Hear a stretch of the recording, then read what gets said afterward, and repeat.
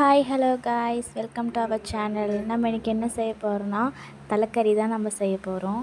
தலைக்கறிலாம் ஏன் சாப்பிடுவாங்கன்னா, இந்த new born பேபிக்கெலாம் தலை நிற்கும்னு சொல்லி சாப்பிடுவாங்க. இந்த 3 மந்த் பேபி 4 மந்த் பேபிக்கெலாம் தலை நிற்காது. அந்த டைமில் இதை எடுத்துக்கிட்டால் நல்லா தலை நிற்கும்னு சொல்லுவாங்க. தலைக்கறியை நான் எப்படி செய்கிறேன்னு நான் உங்களுக்கு சொல்லித்தரேன். வாங்க நம்ம வீடியோக்குள்ளே போகலாம். தலைக்கறியை நல்லா க்ளீனாக வாஷ் பண்ணி வச்சுக்கோங்க. இப்போ ஒரு குக்கரில் தலைக்கறியை போட்டுக்கோங்க. போட்டுட்டு ஒரு 2 சொம்பு தண்ணி ஊற்றுங்க.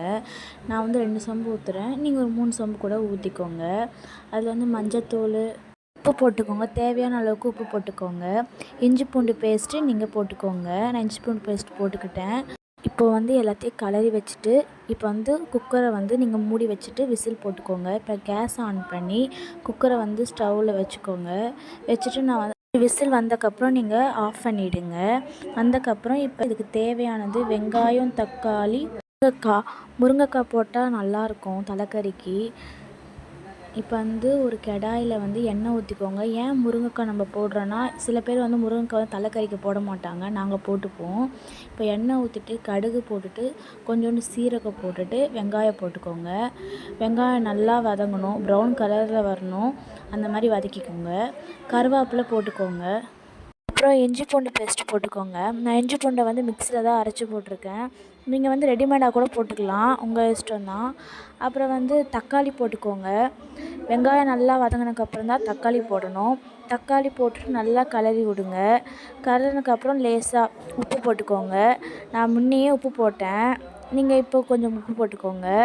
உப்பு போட்டு நல்லா வதங்கணும். இந்த மாதிரி வந்தக்கப்புறம் ஆட்டுத்தலை நல்லா வெந்திருக்கு.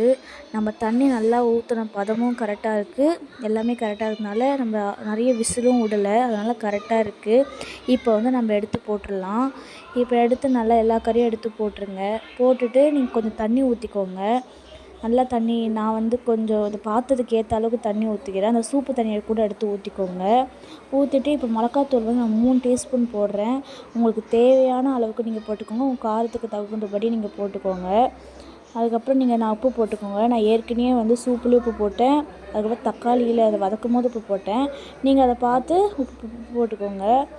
அப்புறம் நல்லா கொதிக்கணும், நல்லா கொதிக்க விடுங்க. கொதிச்சதுக்கப்புறம் நம்ம முருங்கைக்காய் போடுங்க. முருங்கைக்காய் சில பேர் போட மாட்டாங்க, ஆனால் இந்த குழம்புக்கு முருங்கைக்காய் போட்டால் நல்லாயிருக்கும். மட்டன் மசாலா போட்டுக்கோங்க. மட்டன் மசாலா போட்டால் ரொம்ப நல்லாயிருக்கும், டேஸ்ட்டு கொடுக்கும். அப்புறம் கடைசியாக இறக்கி வைக்கும் போது பெப்பர் போட்டுக்கோங்க. பெப்பர் போட்டால் நல்லா காரமாக இருக்கும், காட்டாக சாப்பிட்ற மாதிரி இருக்கும். கொத்தமல்லி கருவேப்பிலையும் போட்டுக்கோங்க. இப்போ நீங்களே பார்ப்பீங்க, நல்லா வெந்திருக்கு, நல்லா சூப்பராக இருக்குது. சுட சுட சோறில் இதை சாப்பிட்டிங்கன்னா செம்ம டேஸ்ட்டாக இருக்கும். கறி எல்லாமே நல்லா வெந்திருக்கு. நீங்களே பார்ப்பீங்க, எண்ணெயும் அதிகமாக ஊற்றலை, எல்லாமே கரெக்டாக தான் இருக்குது. இந்த வீடியோ உங்களுக்கு பிடிச்சிருந்தா லைக் பண்ணுங்கள், ஷேர் பண்ணுங்கள், கமெண்ட் பண்ணுங்கள், மறக்காமல் சப்ஸ்கிரைப் பண்ணுங்கள். அடுத்து என்ன வீடியோ போடலான்னு கமெண்ட் பாக்ஸில் கமெண்ட் பண்ணிவிட்டு போங்க. தேங்க்யூ.